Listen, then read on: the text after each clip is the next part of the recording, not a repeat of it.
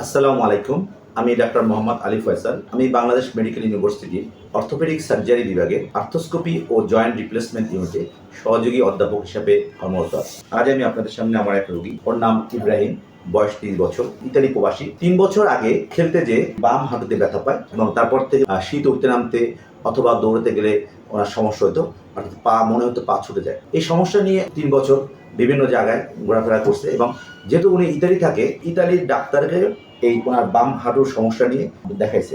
দেখানোর পরে ইতালির ডাক্তার ওনাকে আসলে বলছে যে এটা ইন্টারক্রুশিয়াল লিগামেন্ট ছিঁড়ে গেছে এবং এটা অপারেশন করতে হবে। কিন্তু উনি যেহেতু বাংলাদেশের নাগরিক, উনি এই অপারেশনটা ইতালিতে না করে পরবর্তীতে 1 বছর আগে উনি আমার কাছে আসে। আসার পরে আমি আবারও ওনার বাম হাঁটুটা ক্লিনিক্যাল এক্সামিনেশন করি। এর পাশাপাশি আমি ওনার এক্স-রে, এমআরআই দেখতে পারি আসলেই ওনার বাম পায়ে অ্যান্টেরোক্রুশিয়াল লিগামেন্ট ছিঁড়ে গিয়েছিল, অর্থাৎ এসিএল টিয়ার হয়ে গেছিল।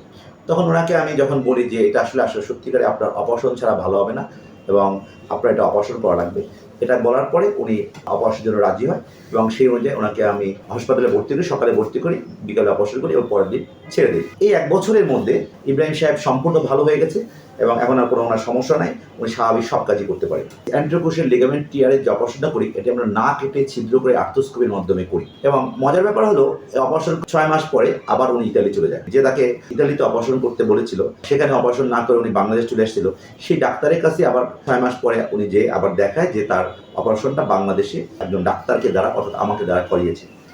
দেখার পর উনি প্রথম দিকে উনি ভাবতেই পারে নাই যে এরকম অ্যান্টেরোক্রুশিয়াল লিগামেন্ট বাংলাদেশে হয়। উনি যখন বলছে বাংলাদেশে তার অ্যান্টেরোক্রুশিয়াল লিগামেন্ট অর্থাৎ এসিএল টিয়ার অপারেশনটা করেছে, তখন উনি প্রথমে ইতালিয়ান সে ডাক্তার, সে অর্থোপেডিক সার্জন, একজন নিরামন অর্থোপেডিক সার্জন, সে এটা বিশ্বাস করতে পারে নাই। পরে উনি ওনার মতো করে দেখেছে, ক্লিনিক এক্সামিনেশন করেছে, এক্স-রে করেছে এবং এমআরআই করেছে।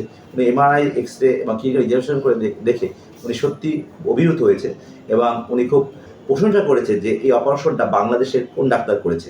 উনি জানতে চেয়েছে, বাংলাদেশের ডাক্তারদের প্রশংসা করেছে যে সত্যি বাংলাদেশের ডাক্তাররা ভালো অপারেশন করে। প্রথমে ধন্যবাদ দিতে চাই ইব্রাহিমকে। ইব্রাহিম আমাদের বাংলাদেশের ডাক্তারের উপরে আস্থা রেখেছে এবং আস্থা রেখে আমাদেরকে দিয়ে অপারেশনটা করেছে, ইতালিয়ান ডাক্তার দিয়ে অপারেশন না করে। এবং এর পাশাপাশি আমি ওই ইতালিয়ান ডাক্তার যে একজন অর্থোপেডিক সার্জন, আমাদের বাংলাদেশের যে অপারেশন করি, বাংলাদেশের চিকিৎসা ব্যবস্থার সম্পর্কে তার একটা ভালো ধারণা হয়েছে এবং সে আমাদের বাংলাদেশের চিকিৎসার সম্বন্ধে একটা ভালো মতামত দিয়েছে। পাশাপাশি আমার ব্যাপারেও সে ভালো মতামত দিয়েছে। সত্যি এটাই একটা ডাক্তার হিসেবে আমাদের অর্জন, যখন বাইরের কোনো বড় কান্ট্রির বড় বড় ডাক্তাররা যখন বাংলাদেশের ডাক্তারদেরকে প্রশংসা করে, সেটা সত্যিই ভালো লাগে শুনতে। তো আজকে আমি ইব্রাহিমের কাছ থেকে কথাটা শোনার পরে আমার সত্যি ভালো লাগছে যে আমরা আসলে সত্যিকারে আমাদের দেশের মানুষের জন্য কিছু করতে পারছি। আমরা যে ভালো অপারেশন করতেছি, এটা যে বিশ্বের স্বীকৃতি পাচ্ছে, এটাই আমাদের সত্যি ভালো লাগতেছে। এখন ইব্রাহিমের কাছ থেকে শুনেন যে ওর কি হয়েছিল এবং ইতালিয়ান ডাক্তার কি বলেছে এবং এখনও কেমন অবস্থা। আসসালামু আলাইকুম, আমি ইব্রাহিম, ইতালি প্রবাসী।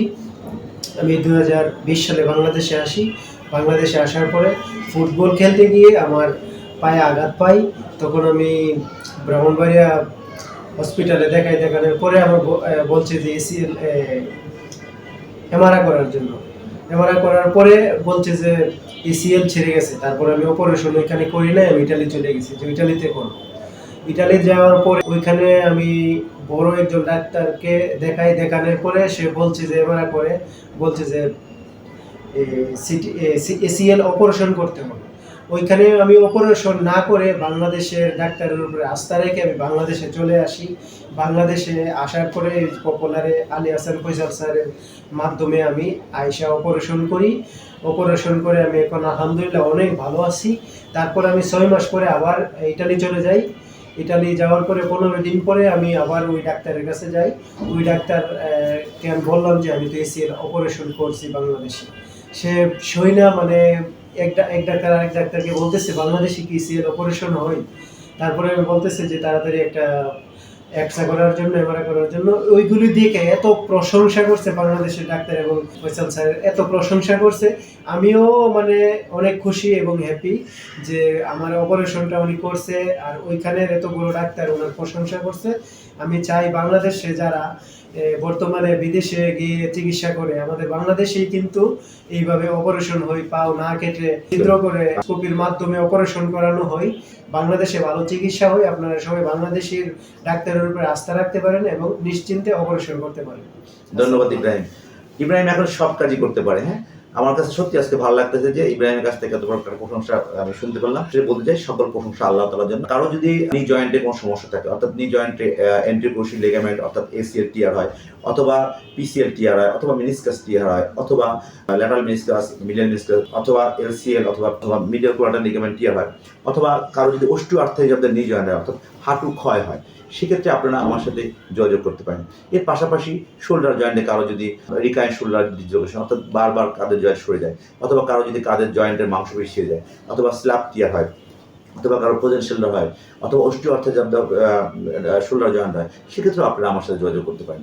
এছাড়া কারো যদি হিপ জয়েন্টে কোনো সমস্যা হয়, অর্থাৎ হিপ জয়েন্টে যদি অ্যানকাইলোস্টিক হয়, অথবা avascular necrosis of the femoral head হয়, এছাড়া হিপ জয়েন্টের যে কোনো সমস্যা নেই, আপনারা আমার সাথে যোগাযোগ করতে পারেন। আমি ধানমন্ডি পপুলার ভবন 6 402 নাম্বার রুমে বসি। ধন্যবাদ সবাইকে এতক্ষণ আমার সাথে থাকার জন্য।